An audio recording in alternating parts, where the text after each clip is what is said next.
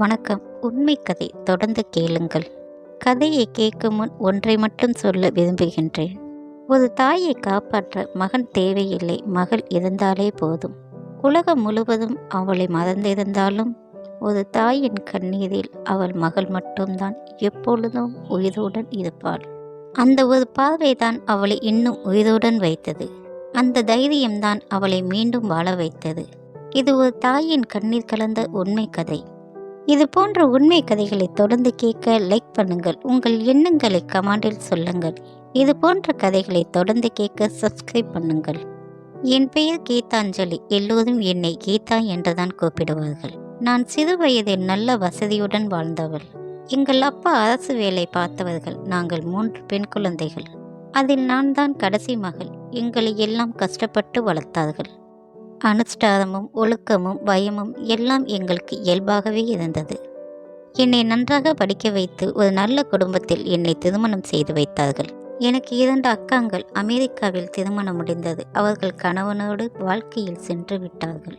சில வருடங்களுக்கு முன்புதான் அப்பா அம்மா இறந்து விட்டார்கள்.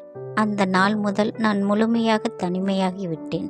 என் கணவர் வீட்டில் ஒரே மகன், நன்றாக படித்தவர், பெரிய கம்பெனியில் நல்ல பதவியில் வேலை பார்த்து வருகின்றார். திருமணமான நாளிலிருந்து என்னை மிகவும் அன்பாக பார்த்து கொண்டு வருகின்றார். என் அப்பா எப்படி என்னை வளர்த்தார்களோ அதை போலவே என் கணவரும் என்னை பார்த்து கொண்டு வருகின்றார். அவர் உயிரோடு இருந்த வரைக்கும் என் வாழ்க்கை எந்த ஒரு குறையும் இல்லை. எனக்கு ரஞ்சித், நந்தினி என்று 2 பிள்ளைகள். என் கணவரோடு என் பிள்ளைகள் எல்லாமே இருந்தது. அவர்களின் படிப்பு, உடைகள், தேவைகள் எல்லாவற்றையுமே பார்த்து கொண்டார்கள். ஆனால் அன்றொரு நாள் வேலை செய்து கொண்டிருந்த போது என் கணவருக்கு திடீரென்று நெஞ்சு வலி வந்தது. மருத்துவமனைக்கு கொண்டு போகும் முன்பே அவர் உயிர் போய்விட்டது. அந்த நிமிடம் என் வாழ்க்கை முடிந்தது போல் இருந்தது. என் கணவர் முன்னாடி இருந்த உலகம் எல்லாம் இருட்டாகி போனது. அழுக கூட நேரம் இல்லாமல் என் 2 பிள்ளைகளுக்கு நான் என் கண்ணீரை உள்ளே அடக்கி கொண்டேன். என் பிள்ளைகள் வளர்க்க வேண்டும் என்பதற்காகவே என் கணவர் பார்த்த அதே வேலையை நானும் தொடங்கினேன். அது அரசு வேலை இல்லை, ஓய்வு தொகை கிடையாது, வேலைதான். ஆனாலும் அதே வேலைதான் என் வாழ்க்கை இழுத்து சென்றது. வேலை பார்த்தேன், வீட்டையும் பார்த்தேன், என் பிள்ளைகளின் படிப்பையும் கவனித்தேன். ஒரு தாய் என் கடமையை நான் தவற விடவில்லை. என் மகனின் குறிப்பாக என் கண் இமை போல் பார்த்தேன். காலங்கள் வேகமாக ஓடியது. என் மகனுக்கு நல்ல இடத்தில் திருமணம் செய்து வைத்தேன்.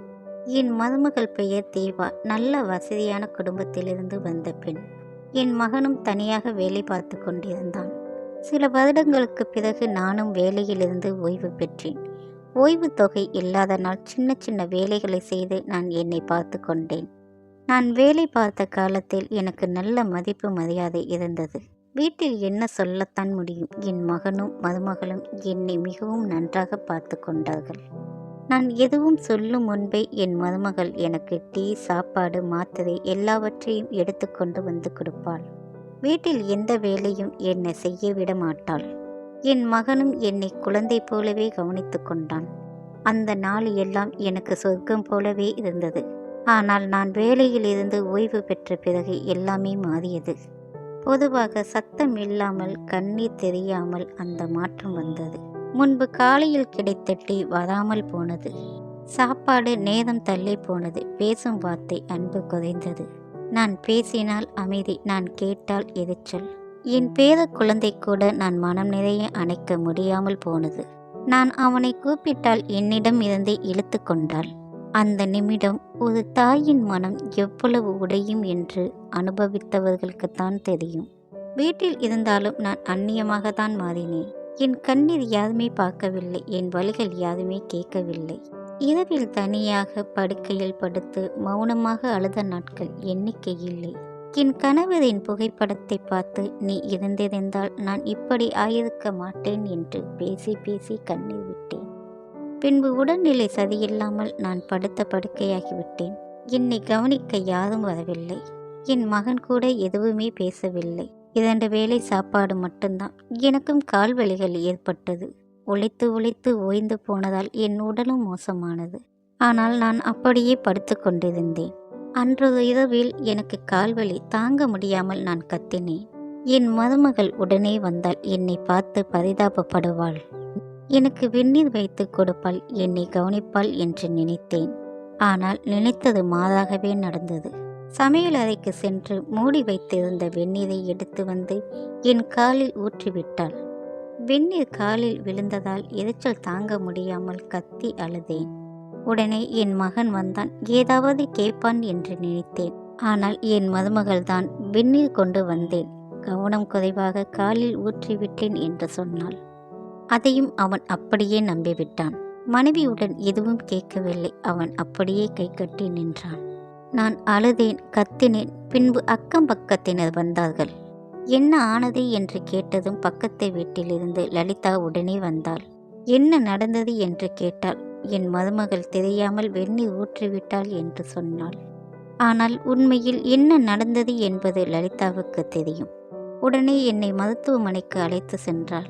அங்கு சிகிச்சை அளிக்கப்பட்டது. என் மகன் வருவான் என்று நினைத்தேன், ஆனால் வரவில்லை.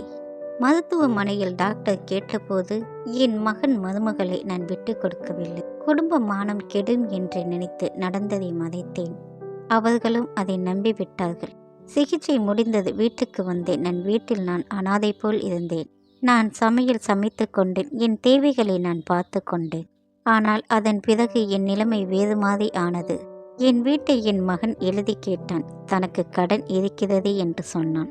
அது பொய் என்று எனக்கு தெரியும். இந்த வீட்டை தானாகவே மாற்றிக்கொள்ள நினைத்தான். எனக்கு மகள் இருக்கின்றால் அவள் வாழ்க்கையை நான் பார்க்க வேண்டும் என்று நினைத்தேன். ஆனால் அதை அவன் கேட்கவில்லை. என்னை கொடுமைப்படுத்த ஆரம்பித்தான்.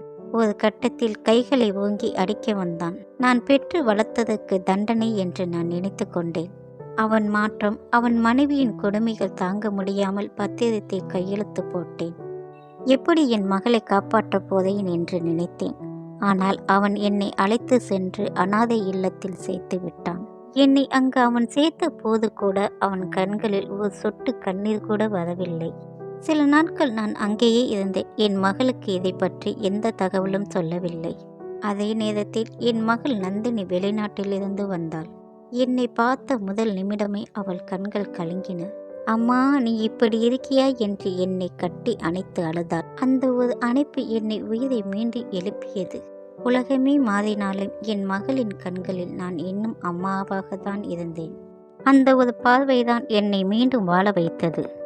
என் மகள் என்னைக்கு வந்தாள். யாரையும் திட்டவோ யாரையோ பழி சொல்லவோ, அம்மா நீ இனி அமைதியாக வாழ வேண்டும் என்று சொன்னாள். என் வாழ்க்கையில் முதலாகத்தான் பயம் இல்லாமல் மூச்சு விட்டேன். அவள் எனக்கு ஒரு சின்ன ஹோட்டல் ஆரம்பித்து கொடுத்தாள். உன் கைவண்ணம் உலகம் தெரியட்டும் என்று சொன்னாள். நான் சமையல் செய்ய ஆரம்பித்தேன். அந்த சமையல் என் வாழ்க்கையில் முழுவதும் சுமந்த வலியும் அன்பும் கலந்திருந்தது. மக்கள் சாப்பிட்டனர். அம்மா, சாப்பாடு ரொம்ப நல்லா இருக்கு என்று சொன்னபோது என் மனசு நிறைந்து போனது. நான் மரியாதையுடன் வாழ்ந்தேன், தனியாக இல்லை. என் மகளுடன் சேர்ந்து நிம்மதியாக வாழ்கின்றேன். இந்த கதை மகன் கெட்டவன் கதை இல்லை. இது சூழ்நிலையில் மனிதன் மனசு மாறும் கதை. ஆனால் ஒரு விஷயம் மட்டும், உண்மையான மகள் இருந்தால் தாய் விழமாட்டாள். இப்பொழுது என் மகளுடன் நான் சந்தோஷமாக வாழ்கின்றேன். இதுதான் என் கதை. இது கற்பனை கதை இல்லை. இது ஒரு தாயின் கண்ணீருடன் எழுதப்பட்ட உண்மை வாழ்க்கை கதை. இது போன்ற உண்மை கதைகளை தொடர்ந்து கேளுங்கள், லைக் செய்யுங்கள், உங்கள் எண்ணங்களை கமெண்டில் சொல்லுங்கள். இது போன்ற கதைகளை தொடர்ந்து கேட்க சப்ஸ்கிரைப் பண்ணுங்கள். நன்றி, வணக்கம்.